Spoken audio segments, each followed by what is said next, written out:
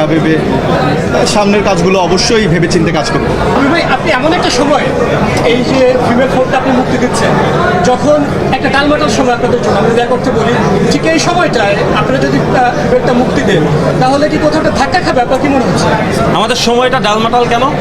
টালমাটাল এই কারণে আপনাদের ফিমেল ফোনের দুজন সহকর্মী তারা কোকা-কোলার একটা বিজ্ঞাপনে তারা অভিনয় করেছেন, সেখান থেকে তারা তুমুলভাবে বিতর্কের জন্ম দিয়েছেন, সমালোচনা হচ্ছে এবং আপনার পক্ষে একটা সাইবার অ্যাটাকের এক হুমকি দেওয়া হচ্ছে। এই থেকে এই সময়টা আপনি কি মনে করছেন যে ফিমেল ফোনটা ঠিক মতো যাবে?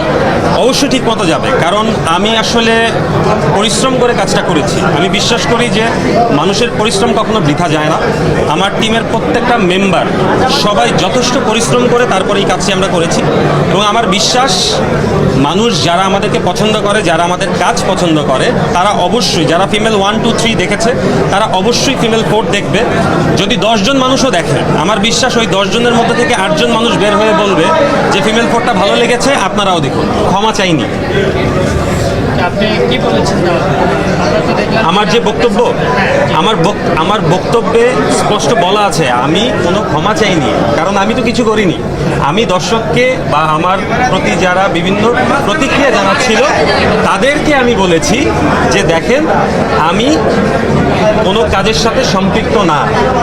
তো আমার মেসেজটা, আমার ফেসবুক স্ট্যাটাসটা এখনও আছে, ডিলিট করা হয়নি। তো আমার ক্ষমা চাওয়ার প্রশ্ন আসবে তখন যখন আমি কোনো অপরাধ করব।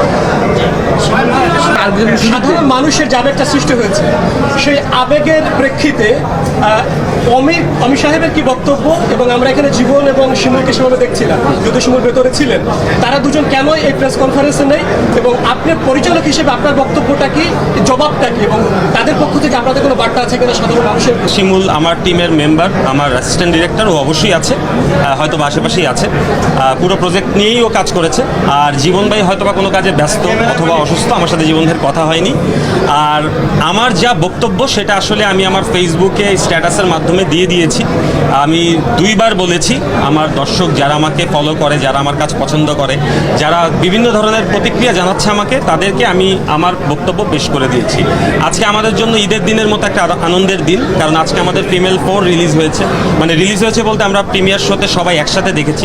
সো আমি চাই আজকের দিনটাতে আপনারা আমাদের সাথে ফিমেল 4 নিয়ে কথা বললে আমি খুশি হব। আমার সাথে যেটা ঘটেছে সেটা অবশ্যই শিক্ষণীয়, প্রত্যেকটা অভিনয় শিল্পীর জন্যই বা প্রত্যেকটা শিল্পীর জন্যই আসলে একটা শিক্ষণীয় ব্যাপার।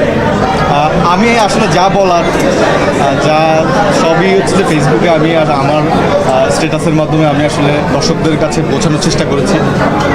এর বাইরে আসলে কিছু বলার এখন আর নাই, সবই আমার ফেসবুক স্ট্যাটাসে আমি ক্লিয়ার করে দিয়েছি।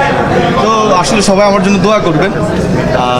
যেহেতু একটা ভুল হয়েছে, এই ভুলটাকে আমি শিক্ষা ভেবে সামনের কাজগুলো অবশ্যই ভেবেচিন্তে কাজ করবো। ধন্যবাদ সবাই।